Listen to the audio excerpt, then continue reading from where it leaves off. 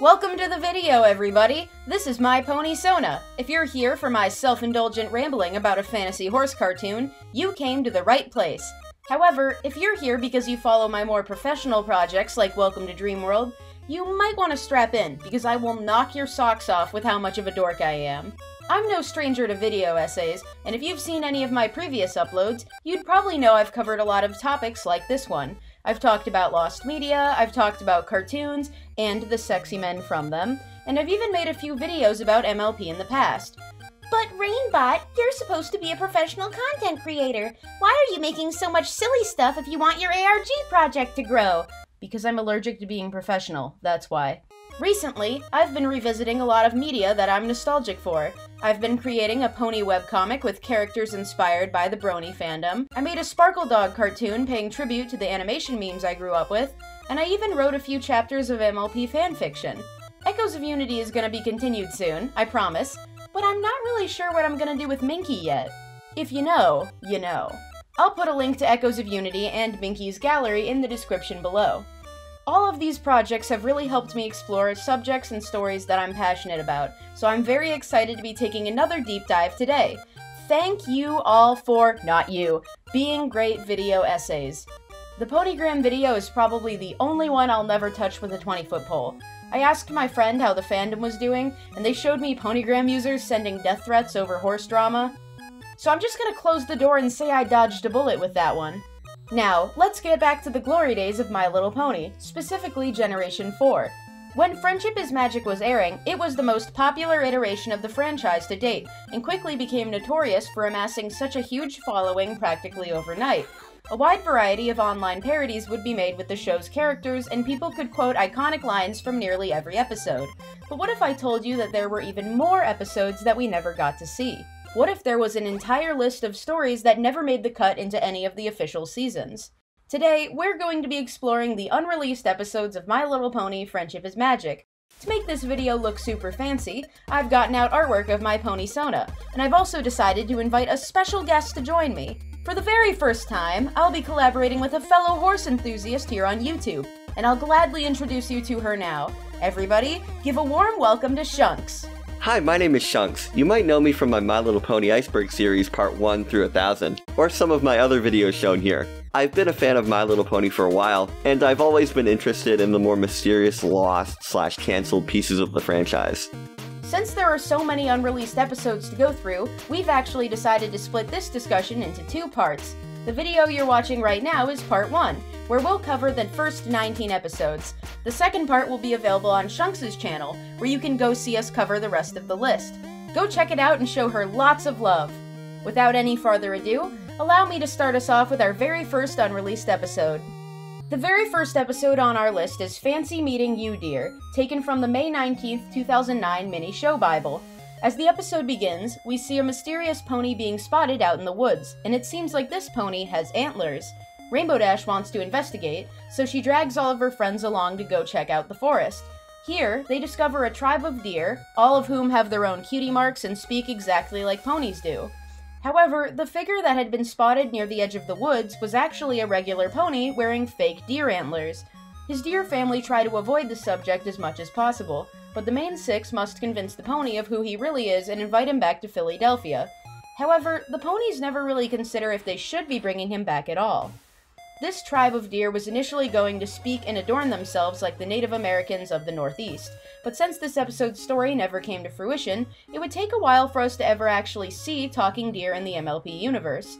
In the IDW comics, issues 27 and 28 to be precise, we are introduced to a village of talking deer who live in the Everfree Forest. They are led by King Aspen, who acts as the heart of the forest in their society. These deer have a very close bond with nature, and they use magical potions harvested from forest plants, but they no longer appear to be inspired by the customs of any particular culture. I'm pretty sure that the writer's idea for the deer tribe was reused for the buffalo tribe seen in Season 1, which was probably conceptualized after Fancy Meeting You, Dear was scrapped altogether. Bring On the Thunder is an episode focusing on the dynamic between Rainbow Dash and Scootaloo. Scoot wants to get her cutie mark for Daredevil stunts of all things, and Rainbow Dash agrees to help, but this is also on the day where the Blue Thunders, an early name for the Wonderbolts, are in town. Rainbow gets distracted trying to show off to them, and in turn neglects Scootaloo. but ends up saving her from a dangerous stunt in the end, and learns a lesson about something. The summary for this one is pretty short compared to the others. It should be noted that this isn't from the Pitch Bible, just some early episode list. It was later moved back and then scrapped altogether. Nothing More to See, also known as Stormy Weather, follows the ponies going out for a vacation to the beach. But this isn't your everyday anime beach episode, my friends. You see, the main six discover that the tide has gone unusually far out, uncovering a portion of the kingdom of sea ponies. The beautiful city is being destroyed by the hot sun, so Twilight casts a spell to help them venture underwater to meet the sea ponies, who tell our heroes that the Kraken is hoarding all of the ocean's water for himself. This was another episode listed in the show's Pitch Bible, but it wound up being replaced by Stormy Weather before that episode would also be cancelled as well. A Date to Dance is a weird one, kind of an early version of the Ticketmaster but with Big Big Mac, as the focus instead of Twilight. No, I'm not kidding about that. Rumor has it that Mac has a ticket to the Grand Galloping Gala, so all the main six, besides AJ of course, tried to get in as his +1. AJ isn't too into it because seeing any of her friends with her brother would be weird. The wiki doesn't actually specify if this is an early version of the episode we all know and love, but it is weird to think about, especially since the show proper doesn't really focus on the concept of dates or relationships. There's a pretty famous rejected episode concept that isn't on the wiki that focuses on that as well, where Twilight and the main six all have dates. In fact, according to my research for a separate video, it's the kind of subject they were trying to avoid when they were making programming for the hub. People going on dates, that's a little too scandalous. This ain't Hannah Montana. Label Pains is basically the sort of episode we'd get if Bridal Gossip was about other characters judging the main six instead of the other way around. I know I shouldn't be too harsh on an episode that doesn't technically exist, but it doesn't seem very good. Spike throws up an urgent letter from Princess Celestia, summoning Twilight and her friends to help with the construction of a dam being made near Canterlot. The dam is being built by Beevorks, half beaver, half ogre fellas, who all refuse to let the ponies help with the construction job. Just as Princess Celestia's letter said, the Beevorks are doing a terrible job with the dam, so Twilight brings Applejack and Rarity along as her team. Their team is denied because, according to the Beevorks, anyone who talks like Applejack must be stupid, anyone who talks like Rarity must be a prissy snob, and Twilight is too much of a nerd to do anything helpful. They're wrong, obviously, and their dam sucks so much that it literally breaks to the point of threatening the safety of Canterlot. The ponies use their unexpected skills to save the day, the Beevorks learn not to stereotype people, and yeah, just watch Bridal Gossip instead. Smothered Brother, yet another Big Mac episode. In this one, all the other apples boss him around, getting on his nerves, with the summary making mention of Apple Bloom asking for dumb things, like getting stuff off shelves which she can clearly reach, and Granny Smith just being crazy. He gets fed up and leaves, saying he's just done, and the episode follows the rest of the family trying to do all the work for the day, but they can't seem to without him. After the hijinks, he comes back and says that he was done with his breakfast, not with them, and it turns out he did do all the work. In secret. The others say that this whole misunderstanding taught them a lesson, and the episode ends with him winking at the camera. Jewel Thieves was an episode that would have given us more time to explore Canterlot in the show's early seasons, so it's a real shame that this one wasn't picked up. The story starts when Applejack, Rarity, and Fluttershy find Twilight in a frenzy at the library. She explains that she needs an important text from the Canterlot archives to complete part of a big research project, but the archives close in less than an hour and she needs the text urgently. When her friends question how she plans to get across Equestria on such short notice, Twilight reveals that she has magical teleportation jewels given to her by Princess Celestia. When the trio beg to join her, Twilight reluctantly agrees, so all four ponies teleport to Canterlot for a short visit. While Twilight is off retrieving the text she needs for her big project, the other three visit the shopping district with various side quests of their own. Fluttershy adopts a new rabbit, Applejack discovers the farmer's market, and Rarity gets a plethora of new fabrics for her boutique. The four return home, but it doesn't take long for things to get out of hand, or out of hoof if you want to be a stickler for that sort of thing. Applejack and Fluttershy both find a long list of reasons to go back to Canterlot, so they repeatedly ask to use the teleportation jewels again. Rarity is also doing it, but she doesn't really have any big excuses, she just likes going to Canterlot. That fact alone should have been funny enough for the episode to be made. Eventually, Twilight grows frustrated when her three friends start stealing jewels behind her back, causing the group to start fighting over them. Eventually, this leads to the four being stuck in Canterlot with no jewels to teleport back, which is where they're found by Princess Celestia.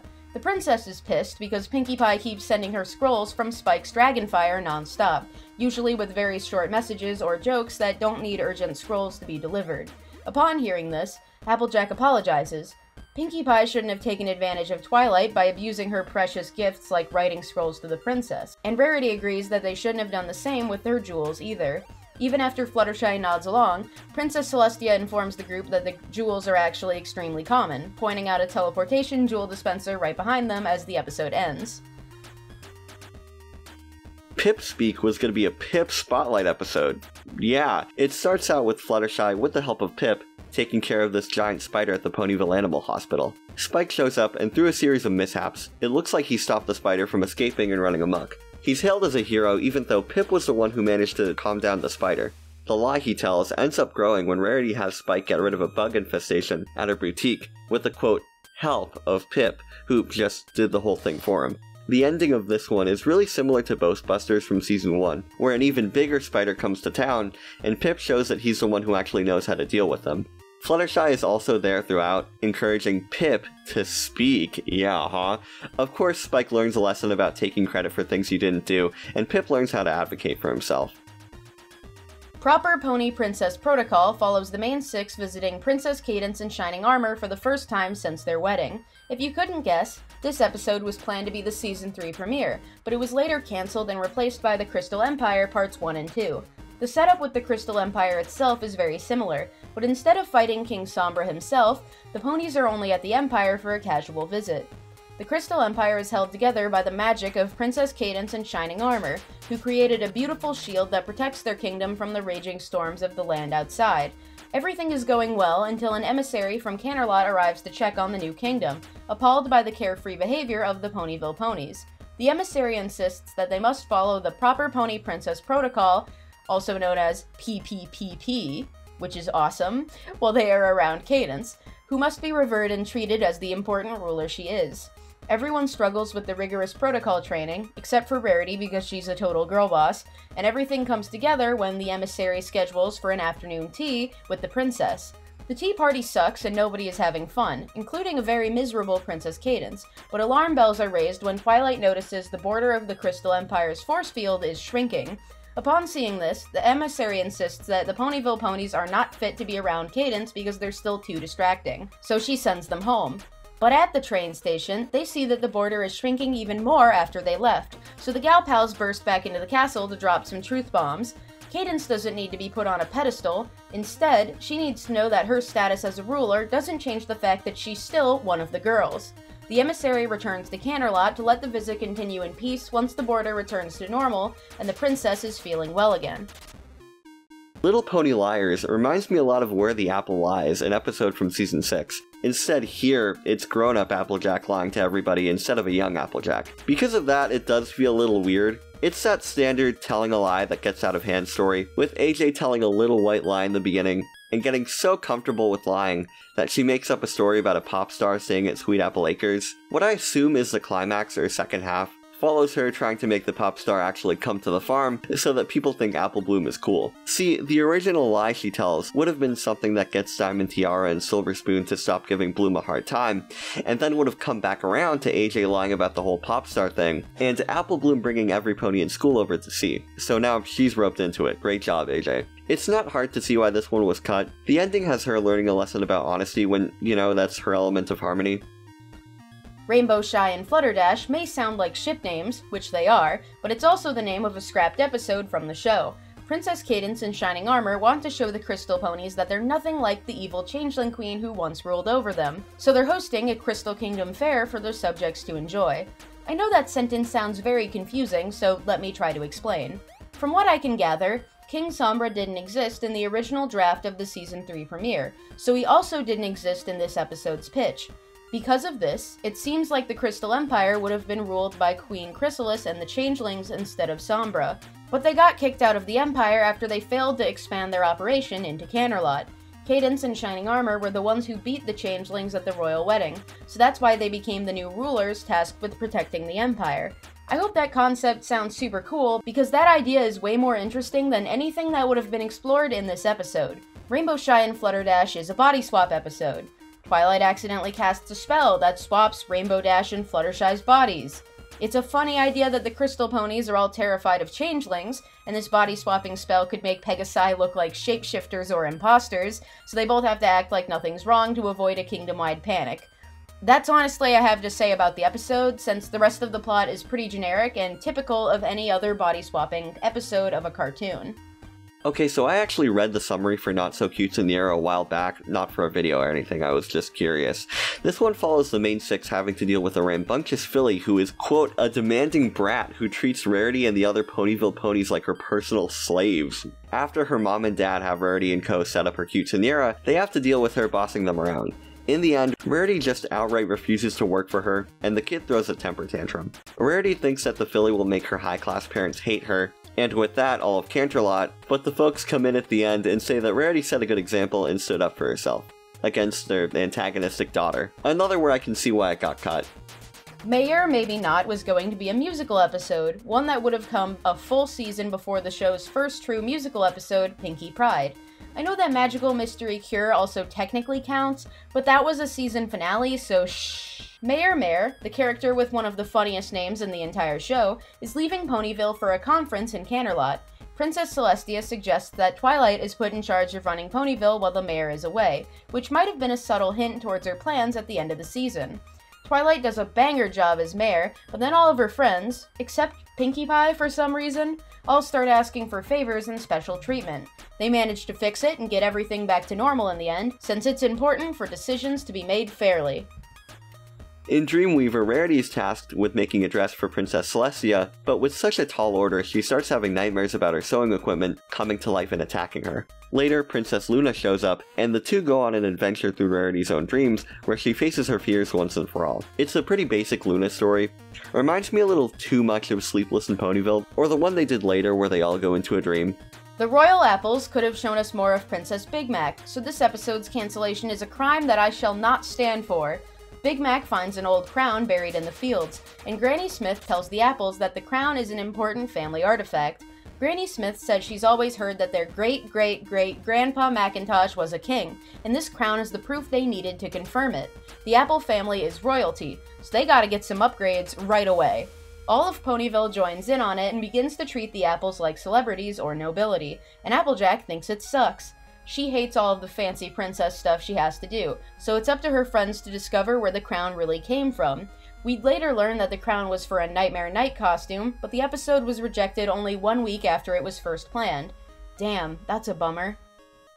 So Season 4 really doesn't have any cancelled episodes, believe it or not. The one exception would be one called What Ponies Want, which would later be split into 2 stories, Rainbow Falls and Tradia, which actually makes a lot of sense. Both take place in the same location, and the latter of those two really feels like 3 B-plots loosely strung together. This is gonna be a long one, oh boy. Imagine Slice of Life fused together with Suited for Success. That's pretty much the best way to describe the other main 6. Everyone is getting hyped for the Grand Galloping Gala being hosted in Ponyville this year, especially the other main 6. DJ Pon 3 and Octavia want to perform awesome music together. Lyra and Bonbon plan to dance all night, and Dr. Hooves is excited to get great snacks from the Apple family food cart with his sister, Muffins. For those who didn't know, Muffins is the show's canon name for Derpy, but I'm just gonna call her Derpy in this video. So, with that being said, isn't it kinda weird that these two are commonly shipped together if they were meant to be siblings? I understand that this story's events aren't canon because the episode was cancelled, but the writers also brought up this family dynamic again in the original script for Slice of Life. Right here in this leaked draft of the script, we can even see the writers refer to the character as Derpy. The script says, Dr. Hooves thanks his sister, Derpy, with the word sister in italics. So it's clear that this wasn't a one-time thing. I'm pretty sure the writers intended for Derpy and Dr. Hooves to be siblings, even if it isn't directly stated aloud, so feel free to adjust your headcanons accordingly. Anyways, back to the actual episode. The girls decide to get dresses made at the Carousel Boutique by Rarity, and each of the 5 ponies make an appointment to go in and tell Rarity what they want. Unfortunately, all 5 of them describe the exact same dress, so Rarity is at a bit of a loss. The only event of note in this section is the fact that DJ Pon 3 doesn't talk, instead communicating through remixed recordings and sounds, so that's a fun detail. Next up, Dr. Hooves arrives to see Rarity for a consultation on a new look for the gala. He wants to look his best in case he meets the companion of his dreams. All of his potential outfits are based on Doctor Who references, so Rarity decides she's heard enough of his nonsense and needs time to think. After a long series of shenanigans and misunderstandings ensue, the girls all end up wearing the same dress to their runway showcase with Rarity. When they're all in shock, Twilight comes forward from the crowd and insists that their friendship is more important. Heck, maybe they all designed the same dress because they're such good friends. The girls all agree and joke about wearing matching dresses to the gala, but Rarity is mortified and refuses to let that happen. Meanwhile, we get to see Dr. Hooves bump into someone out in the crowd of the fashion show. He's seen her around town over the years, but never asked her name. She sweetly informs him that her name is Rose, and he introduces himself as the Doctor. How to Be a Princess would have taken place at this big princess convention.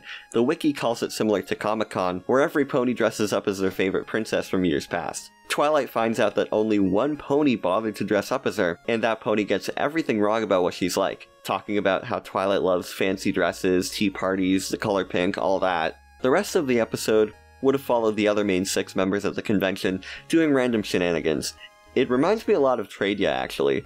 AJ and Rarity have their own story about trying to find the perfect princess for AJ to dress up as, and her just wanting to find one and be done. Rarity keeps going back and forth on it, driving her up the wall. Fluttershy and Rainbow Dash have a C-plot where they accidentally enter into the wrong cosplay contest and have to dress up as each other's favorite princess.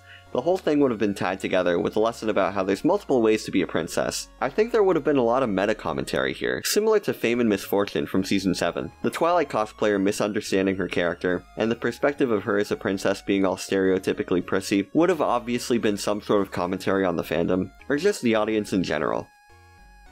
In Prism Break, the map calls Rainbow Dash and Fluttershy up to Cloudsdale, where they quickly discover that production at the Rainbow Factory has slowed to a standstill.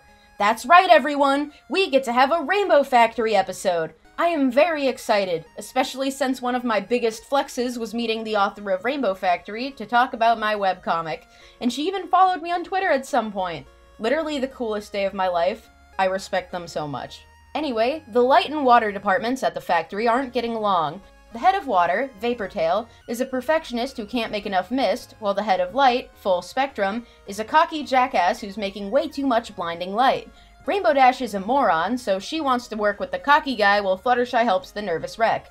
Fluttershy suggests that they do the opposite, since each of the department heads clearly needs to learn from the other perspective, but Rainbow Dash doesn't listen because she's Rainbow Dash. Long story short, they fuck up so much that the entire city of Cloudsdale starts sinking, so Rainbow Dash and Fluttershy have to save the city while showing the department heads why their differences is what makes them such good friends. Overall, I think a lot of these episodes would have been really fun to explore, but I can see why they were all cut in the end. Fancy Meeting You Dear and Nothing More to See both have interesting concepts for new world building, but the stories beyond those ideas are very bare bones or basic.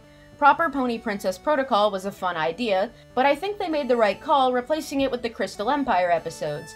And you obviously have to cut the body swap episode once the Crystal Empire wasn't involved with the changelings anymore.